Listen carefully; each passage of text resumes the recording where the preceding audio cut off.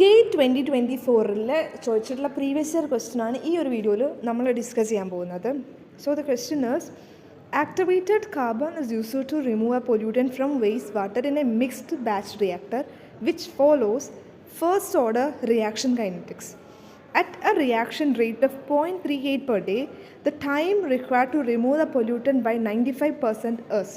So time required ആണ് ഇവിടെ ചോദിച്ചിട്ടുള്ളത്. സോ നമുക്കറിയാം ഫസ്റ്റ് ഓർഡർ കൈനറ്റിക്സിൻ്റെ റിയാക്ഷൻ എന്ന് പറയുന്നത് NT = N0 e⁻⁻ KT എന്നാണ്. അതിൽ NT എന്ന് പറഞ്ഞാൽ number of pollutant present in waste water at time Tയും N0 number of pollutant at initial ടൈമുമാണ് അറിയാം. ആൻഡ് എഫിഷ്യൻസി 95% ആണെന്നറിയാം. അപ്പോൾ എഫിഷ്യൻസി 95% ആണെങ്കിൽ ഇക്വേഷൻ എന്തായിരിക്കും? N0 - NT / N0 × 100 = 95 ആയിരിക്കും. അങ്ങനെയാണെങ്കിൽ നമുക്ക് എഴുതാം NT / N0 പറയുന്നത് 0.05 ആയിരിക്കും.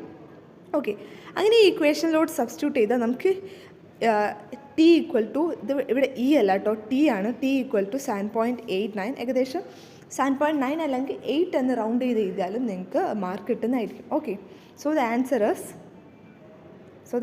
ഇസ് 7.9 അല്ലെങ്കിൽ നിങ്ങൾക്ക് 8 എന്നും എഴുതാം. 7.89 അല്ലെങ്കിൽ 7.9 to 8 എന്നുള്ള ഒരു ആൻസർ കിട്ടിയാൽ കറക്റ്റായിരിക്കും. സോ എന്തെങ്കിലും ഡൗട്ട് ഉണ്ടെങ്കിൽ കമൻറ്റ് ചെയ്യുക. Thank you.